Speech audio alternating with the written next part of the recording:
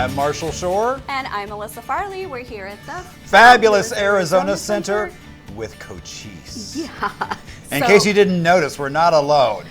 We're not even going to act like we don't have a guest here because we're all just totally distracted by Cochise and Laura with Liberty Wild. Oh, there's Laura. Hello.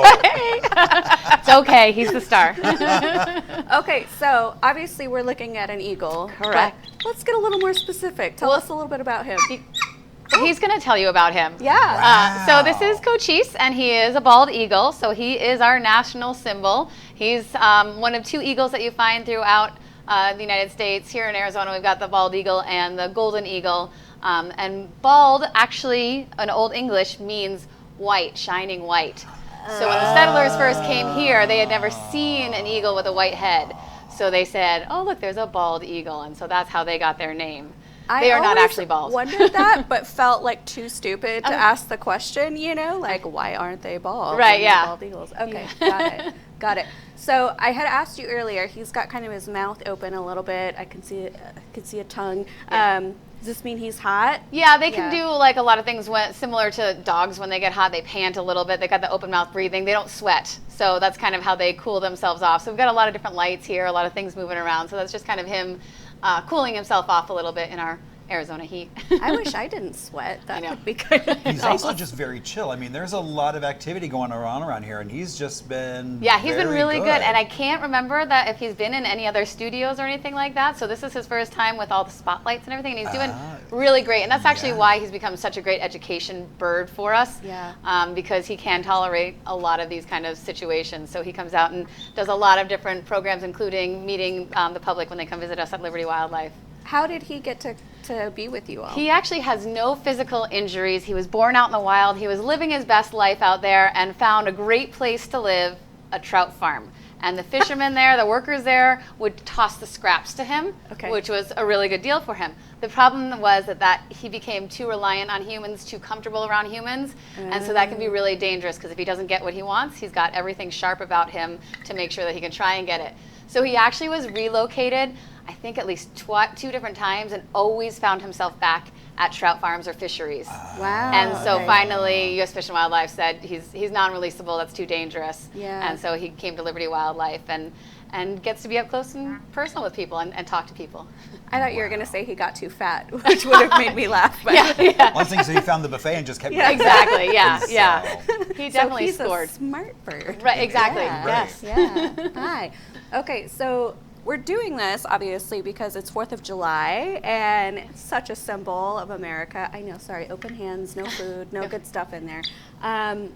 Can you tell us a couple cool facts about our bald eagle? Sure. What's really cool is actually they don't get this white head, yellow beak, and white tail until they're about 5 years old. So it can be really confusing if you're out in the wild and you see just a dark eagle on the ground, so and you might think it's you might think it's a golden eagle at that point because they've got more of the browns and everything, and they don't start changing until about 2 or 3 years old. You start seeing the white coming through and the yellow on the beak coming through, and about 5 years of age is when they're sexually mature, and so then they've got the adult coloring and everything. So it's also a way for them to determine amongst each other exactly. It's like, who's hey, a threat, look who's at a me. baby. Yeah. So that's cool. You'll find these guys around water. They're fishing birds, so about 80% of their diet is fish. So if you want to see these guys, they are all around Arizona, and you can go along the Salt River, the various lakes. Saguaro Lake has some, Lake Pleasant has some, and all around, basically anywhere where you can find fish, you're going to find these guys. I didn't realize there were that many. Yeah, we have over 100 nesting sites throughout Arizona. Oh, wow. And they're all closely monitored by Arizona Game and Fish. Okay. And so they keep tabs of the pairs and how many babies they're having each year, and they try and band as many of them as they can so they can keep track of the numbers. I think I told this story before. You weren't here though, but I was on the freeway and I thought I was going crazy. I saw an eagle like just sitting on the freeway barrier. Oh yeah. And I guess there's like a nesting ground in Tempe. Are you right by the Tempe Town Lake? Yeah. Yes. And I was like, what in the world? Yeah. Yeah. We've seen some amazing shots of them like fishing there in the mornings and everything. Oh, yeah. wow. So yeah, if you're lucky enough, you get to see them in that area. So that was good timing for you. Yeah, that was interesting. So talk to me. I don't know why, I'm just curious. Like, for mating, Is it a one and done? Do they stay with their mates? They will stay with their mates for the most part.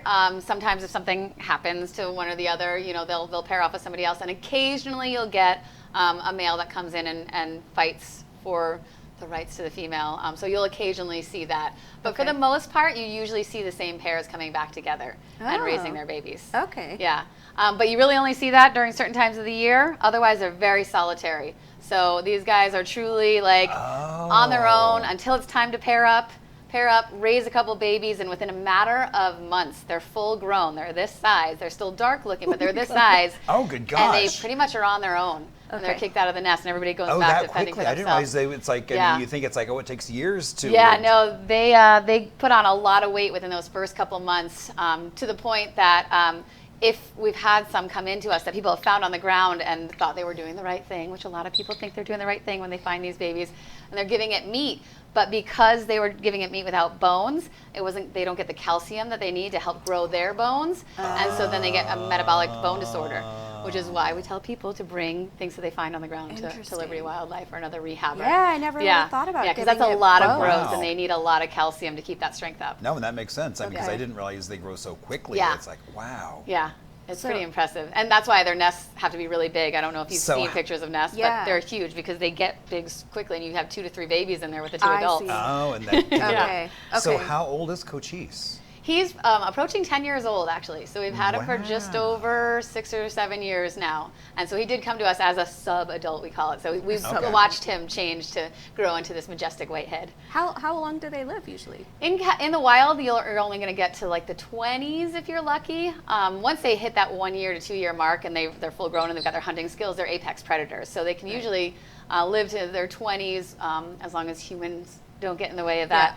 In captivity, we can see them double that. So we have some that are approaching 40 or so years. Wow. Yeah. Okay, so not time for midlife crisis yet. Not yet, no. He's still basically considered a teenager. Okay.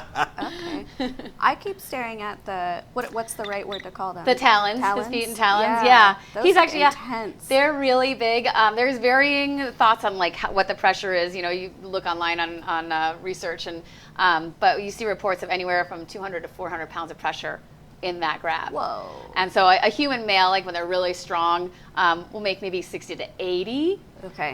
So think about that. It's at least going to be 2 to 3, 4 times more. And then they can hold on indefinitely. So we can grab for only so long and then get tired and have to let go. These guys have kind of like a ratcheting system in their body that like when they grab on, it's like a zip tie that pulls and they hold onto the food, and then they don't have to think about it at all. You know, they just kind of can fly away holding on to it. Yeah. And it actually takes brain power for them to know to release it. Yeah. That's fascinating. I know. He's like, what'd you drop? I know. He's like, do you have fish? I know. He keeps looking at that hand. Yeah. So. That's why I don't know if you've seen the videos of bald eagles swimming ever. What happens is usually it's a younger eagle whose like eyes are bigger than its stomach are bigger than its eyes or brain, and they see a fish in the water and they go down and they grab and they're like, yeah, I'm gonna eat it, and they ratchet on, and so they're holding on, they're like, cool, I got my food, but then it's a heavy fish and they can't pull it out of the water. So then they have to use their wings and swim over to the side and work on it there. So some people think that they swim, but it's really just trying to get food. It's just the only way they could get it. So how much would they eat in a day? Like they can eat about up to a pound of fish, pound to 2 pounds of fish maybe in a day. So a lot of times that's all they're doing is just sitting perched over water and looking for fish to break the surface, and they can see about a mile away. To see, good gosh. like, Oh, so schools really coming out that of the eagle water. eye is Eagle really eye a is a true true thing. statement. Yes. Wow. So they don't eat any like mice? They or will. rodent- They will eat other things. So we at Liberty Wildlife will feed them quail, chicken, rat sometimes, and they will out in the wild. They're occasionally considered a bully bird because they will also try and steal food from others. Like the ospreys share the same territory, and they'll try and steal food from them. They'll go after rabbits, any birds that are invading their nest. So they truly are like kind of apex predator, top of the line. So when you look at fish, does he have like a favorite fish? Like he grew up with trout, is that like his favorite? Or? They do like the trout. We just got some mackerel in and they kind of tasted it a little bit. They didn't like the skin as much, but once they got to the inside, they go to town on it. I think sometimes people go visit Alaska and come back with fresh salmon, and you know they'll keep some for themselves, but they share with our eagles occasionally too, and they like the salmon. The salmon. Yeah. It's So fattier. Yeah, that way. yeah. Yeah. So Do the they- catfish, I don't think they like so much. Well, who does? Those bottom yeah, I feeders. know. Do they have like personalities? They do, and it's Yeah. really funny. And I was telling Marshall earlier that actually the females tend to be a little bit more tempestuous, is a nice way to say it, Okay. than the males. So Cochise is very chill and relaxed, and we see that a lot more with the boys. Whereas the females, when we enter their enclosure, they usually like kind of like stand up to us. Okay.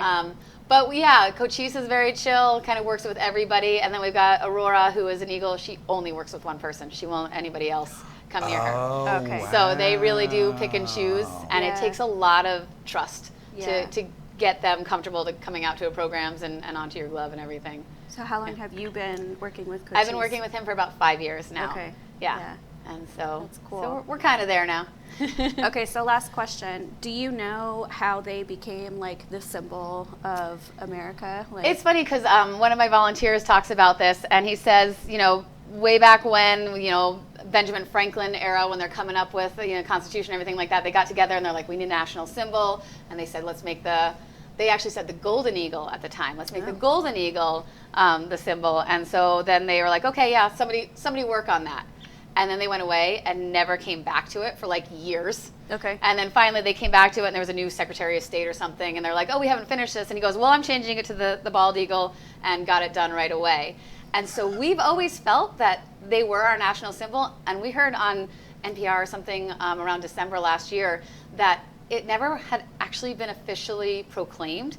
So only at the end of 2024 did they become our national bird. No way. Yeah. Even though it's been like, Yes. currency and everything else. It's Right, like we're on exactly. every single quarter. We've been spreading that and- lie for forever. Wow. We're good at that. That's really funny. Yeah. Okay, So- well, any other cool, fun facts we should know about this guy or his species before we let him go have some nibbles? I can show you his beautiful wingspan. Oh, yeah. See if I was can at, do it and for this. how Yeah. wide is that? They have about a 6-foot wingspan. Wow. Oh my gosh. So if you need a little air conditioning, there That you go. feels good. Yeah, Right? thanks, He's so Cochise. well trained. It's like I that know, arm right? goes up and he knows exactly, Exactly. what to do. He knows to show off. He's like, where's my And fish? now he's like, oh, exactly. It's like, he's very much like, oh man. Empty gesture. He'll get Rude. plenty when he gets home.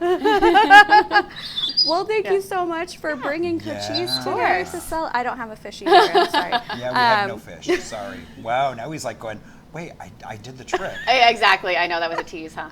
Extra Sorry. fish back at Liberty. All right. Well, we'll let Cochise go so he can enjoy some fish. Thank you to Have some Laura breakfast. and Liberty Yeah. Wildlife for coming in again you. and Yes. just blowing us away. Every time it's like Literally cooler blowing and us cooler. away with that I know. wingspan. That was incredible. I We still love it. can't get over that. I'm this close to an eagle. Right? Right. Oh, okay, sorry. All right, so thanks for joining us for this episode of The Morning Show. If you would like to send us any, events, cool things to celebrate. Yeah, exactly. The next Please animal do. you want Laura to bring in. You can message us on. Instagram is Morning Show, on The Morning Show, Yeah. and email is hello@onthemorningshow.com. That's right. We'd love to hear from you and have a safe and happy July 4th holiday. Be nice to your little pets if they're afraid of fireworks. And we will be celebrating ourselves, enjoying some family time, some picnics, some fireworks around the valley. Indeed. There's lots of events to check out, but we'll be right back here with you for another episode of The Morning Show. Bye.